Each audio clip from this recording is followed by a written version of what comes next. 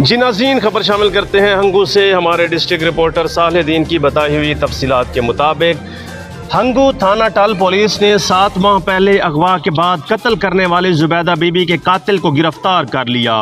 قاتل ان کا اپنا شوہر نکلا۔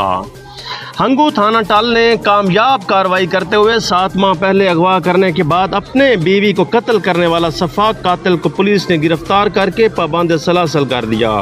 اس حوالے سے ڈسٹرکٹ پولیس افیسر اکرام اللہ خان نے ڈی ایس پی ٹل سعادت خان کے ہمراہ پریس کانفرنس کرتے ہوئے کہا کہ مقتولہ زبیدہ بی بی کے خامد محمد زبیر سکنہ بنو ڈومیل نے دوسری شادی کی تھی، جس کو گھریلو ناچاکی کے بعد ٹل سے 11 جنوری 2021 کو اغوا کر کے پشاور میں قتل کیا اور لاش کو پشاور اصحاب بابا نہر میں پھینک دیا تھا۔ مقتولہ کے والد حوالدار خان نے خوش شک کی بنا پر اپنے داماد پر ایف آئی آر درج کروائی۔ 7 ماہ 9 19 دن کے تکنیکی تفتیش کے بعد ٹل پولیس نے زبیدہ بی بی کے قاتل خامد محمد زبیر کو پشاور سے گرفتار کرتے ہوئے پابند سلاسل کر دیا، جس کو جوڈیشل ریمانڈ پر جیل بھیج دیا گیا۔